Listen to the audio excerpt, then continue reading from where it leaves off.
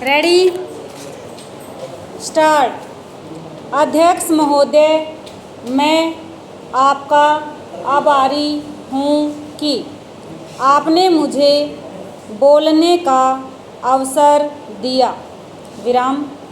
इस देश के वर्तमान भारी संकट के समय में और विशेष रूप से उस समय जबकि हम लड़ाई से अभी निवृत्त हुए हैं और आकाश में लड़ाई के बादल दूसरी तरफ से आने शुरू हुए हैं।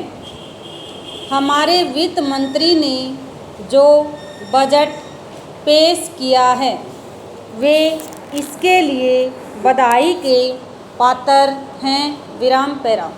यद्यपि भिन्न भिन्न पहलुओं को लेकर आलोचनाएं की गई हैं, लेकिन यदि उनकी कठिनाइयों को भी देखा होता कि राष्ट्र को किन किन संकटों का सामना करना पड़ रहा है, इस बात पर भी अगर मेरे से पहले बोलने वाले वक्ताओं ने विचार किया होता तो मेरा विश्वास है कि उनकी आलोचनाओं का आधार कुछ दूसरा होता।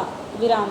उन्होंने ऐसे कठिन अवसर पर यह एक संतुलित बजट पेश किया है, उसके लिए मैं उन्हें बार बार बधाई देता हूँ, लेकिन साथ ही साथ मैं अपना यह कर्तव्य समझता हूँ कि कुछ ऐसे विचार भी उनके सामने प्रस्तुत करूँ जिससे उनकी कठिनाइयाँ कुछ हल हो जाएं। विराम।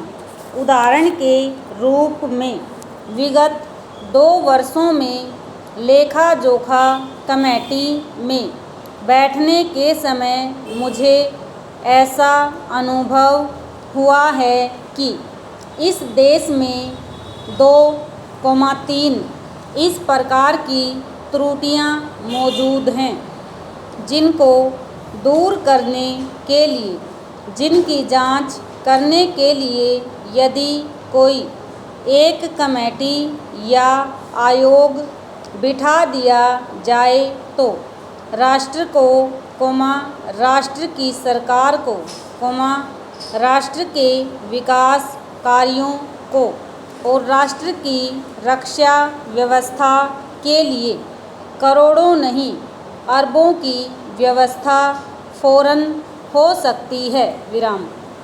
केवल शासन को जागरूक होकर कुछ कदम उठाने की आवश्यकता है। विराम पैरा। अभी कुछ छिपे हुए धन का जिक्र किया गया। विराम।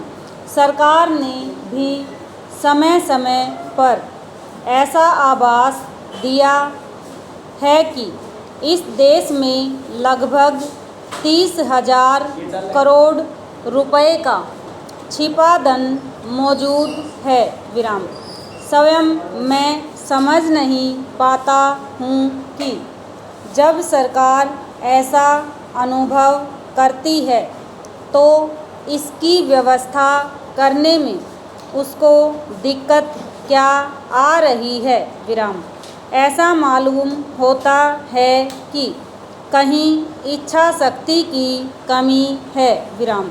भारत की इस सरकार ने अपनी शक्ति का ठीक से उपयोग करके उस दुश्मन के दांत खट्टे किए जिसके कि ऊपर विश्व की शक्तिशाली और इंग्लैंड जैसी शक्तियों का अटूट सहारा था और जिसको कि उन्होंने हमारे विरुद्ध उकसा कर खड़ा किया था और अपना पूर्ण सहयोग दिया था। विराम ओवर।